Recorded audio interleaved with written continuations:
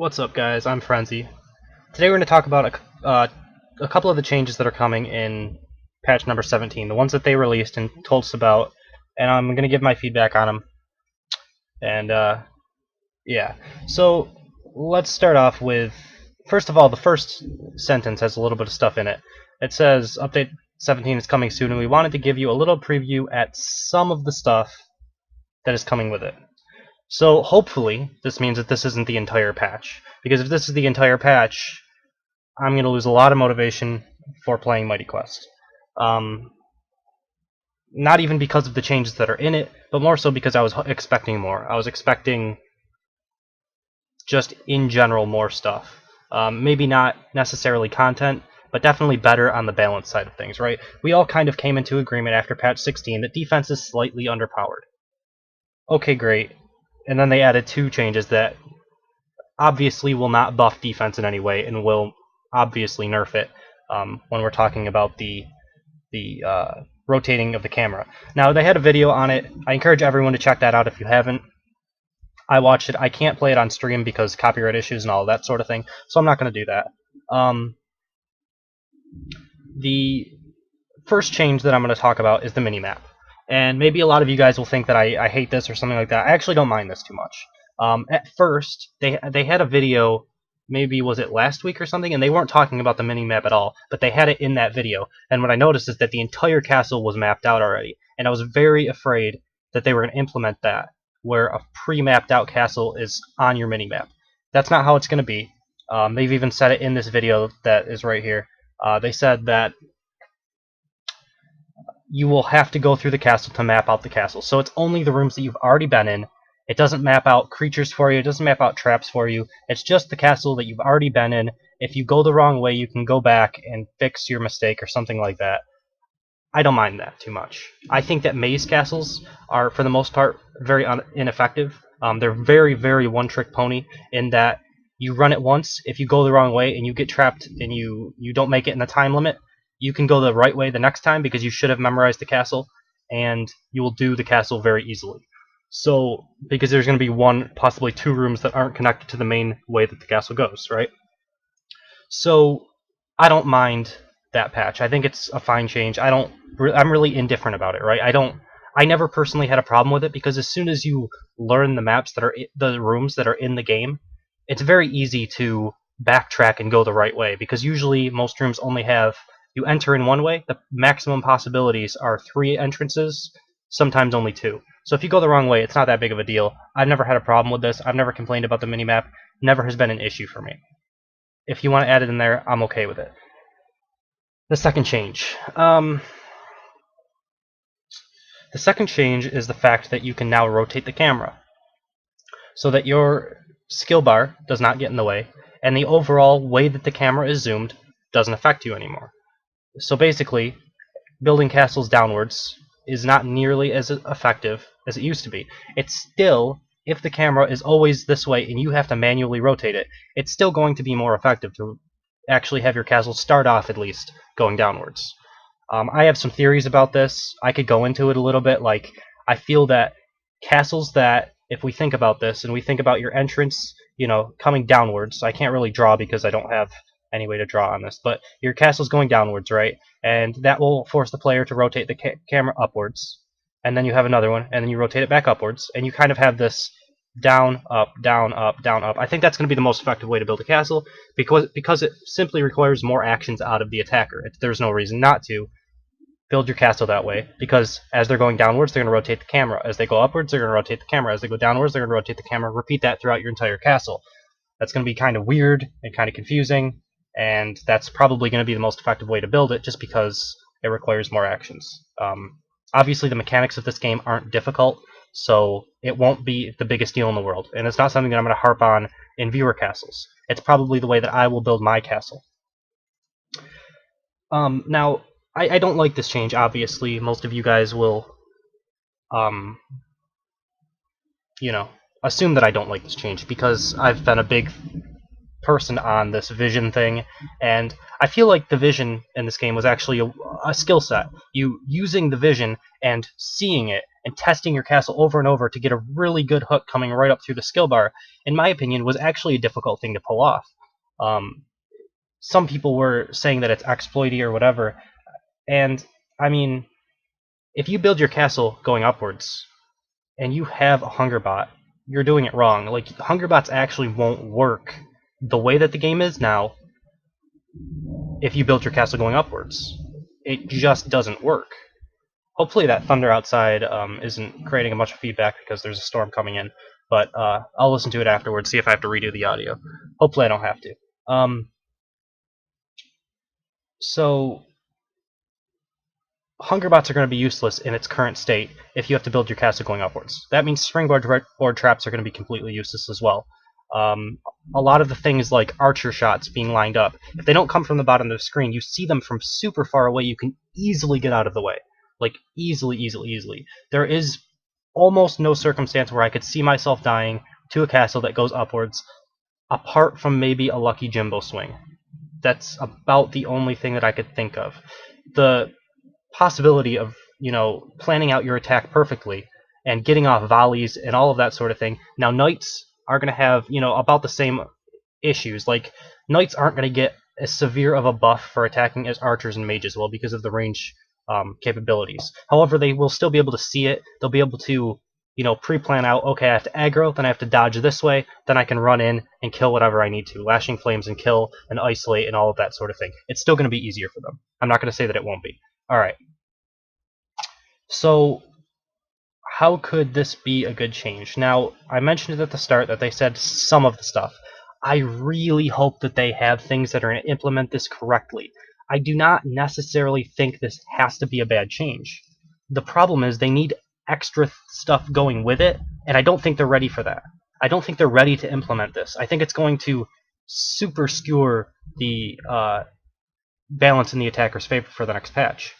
However, if they do it correctly, and I wish they would have just waited until they did this, until they had all of the features ready to be implemented, and they implemented it all at once. I would much prefer to have a small patch that nerfed potions or something. Things that everyone's complaining about right now. Just nerf potions and maybe release the giant eyeball and the acid traps, and that's it. Right? The elite eyeball that they were going to release last patch, and I don't know what happened to it. I wish they would have done that. But what I'm saying here is that if you have your castle going upwards, for this purpose, like, okay, you can rotate your castle, but let's say it's going upwards, and let's say you have Fog of War everywhere that the hero doesn't have line of sight. I think that's a cool way to implement camera rotation. I think that's a possible way that attackers or defenders can still use skill, because you're going to be thinking about where will the defender be, what line of sight will he have, and how can I best exploit the fact that he won't have line of sight. It's not necessarily an exploit. That's just what we were using to kind of create our own Fog of War, is the skill bar in the bottom of the screen, the fact that you don't have as much vision. It was our form of Fog of War because you couldn't see through the walls, you couldn't see what was coming in the next room if the castle was going downwards. That's how the game should be played because technically it's more realistic. Obviously this isn't a realistic game, but I want to see Fog of War. I think that's one major thing that needs to happen if this change is going to stay. If it stays and it doesn't have Fog of War, I don't know. I don't see me being super interested in the game for a long-term amount of time because everything in defending will become very linear. It will be, I attack this group of mobs, I have to deal with it this way, and on a defender's point of view, I have to put in these specific set of mobs that are not necessarily skill-based, it's just tanky, hard-hitting units that hopefully he doesn't potion in time or he makes a mistake and he dies. It has to be always the attacker has to make a mistake in order to die in the castle. Obviously this was kind of the case before, but different sort of trap setups created different skill sets that the attacker needed to use to be able to get through it, I guess, is the easiest way to put that. So that's kind of my overview on the whole camera rotation thing. I think we need a Fog of War, like more so now than ever, if that's going to be the case. I think that this next update, this whole patch 17 month, will be very, very uninteresting. I think that we're going to have way less options than we used to have. They may introduce potion nerf. I'm hoping that's going to be some of the other stuff that they're going to introduce as a potion nerf so that it limits it.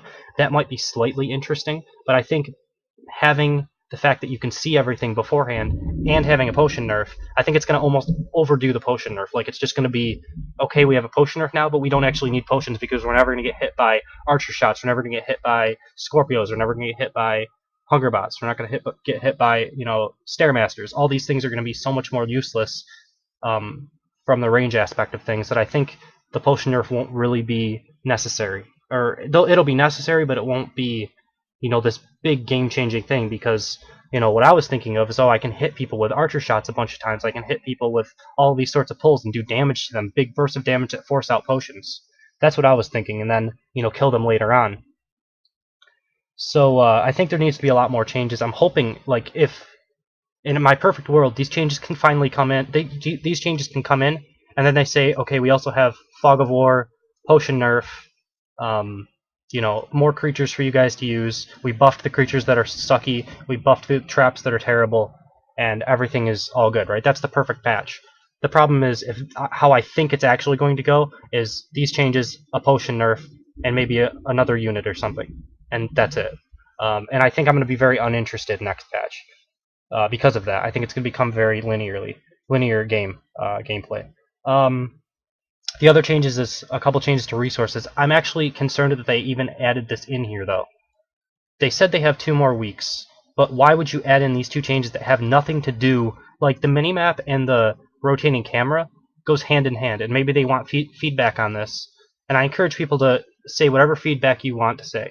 If you like these changes just the way that they are, without any fog of war or anything, say that on the forums. If you guys hate the changes, don't want them ever introduced, say that. If you guys are like me and I don't mind the changes if there was fog of war added, say that on the forums. I'm going to be making a post later on, probably in multiple places, and I'll just be talking about fog of war pretty much, and how I think that the game needs it. Anyway, they added in these additional changes, which are basically resource changes. It basically flips Life Force and Gold, where Gold will be more valuable, Life Force will be a little less valuable, and it kind of evens things out. I don't mind because I have most of my stuff all the way upgraded anyway. I have a couple Summoning Portal upgrades and then Research Portal upgrades, and that's it. And I'll be fully upgraded, so I don't care until the game actually gets more content towards endgame, the higher level limit. Because I could get to level 30 with both my castle and my hero in a couple of days, so I'm not too interested in these changes.